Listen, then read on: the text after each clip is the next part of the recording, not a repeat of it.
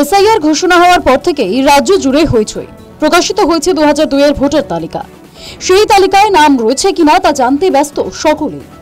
এরই মধ্যে কমিশনে প্রকাশিত 2002 সালের ভোটার তালিকায় নাম না থাকা নিয়ে ছড়িয়েছে চাঞ্চল্য।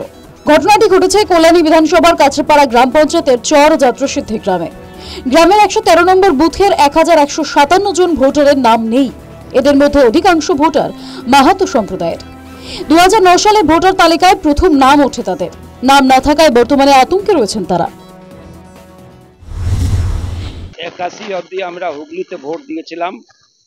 তারপর থেকে এলাকার নিয়ে ঝামেলা হয় হুগলি নদিয়া বলে, যার জন্য আমাদের দীর্ঘ 28 বছর আমরা ভোটাধিকার থেকে বঞ্চিত ছিলাম। তারপর হাইকোর্টে কেস করার পর ডাইরেক্ট ক্যাম্প করে নির্বাচন কমিশন আর নদিয়া ডিএম এসে আমাদের একটা স্পেশাল ক্যাম্প করে আমাদের 2009 সালে প্রথম ভোটার লিস্টে নাম উঠে, যার জন্য আমাদের 2002 সালে তো ভোটার লিস্টে নাম নেই। 2009 সালের ভোটার তালিকায় নাম প্রথম উঠেছিল বাদ যাওয়া ভোটারদের। নতুন করে তালিকায় নাম তুলে দেওয়ার দাবি করেছেন তারা। 2009 সালে চুচড়ো ডিএম, আমাদের কল্যাণী ডিএম, নদিয়ার ডিএম সব আসলো আমাদের এখানে স্কুলে এসে ওনারা বললেন এটা নদিয়া সাবমিট হয়ে গেছে, এখানকার যত জনগণ আছে সবার নাম এবার নদিয়া ডিস্ট্রিক্টে তোলা হবে।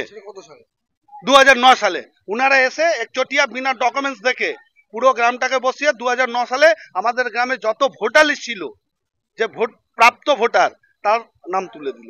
সে সময় 1400 ভোটার নাম তোলা হয়েছিল।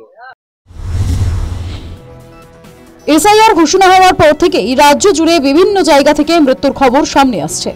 কয়েকদিন আগে ভোটার তালিকা থেকে নাম বাদ যাওয়া নিয়ে চাঞ্চল্য তৈরি হয়। এই ঘটনার কয়েকদিনের মধ্যেই কল্যাণীর ঘটনা নতুন মাত্রা পেল। News time.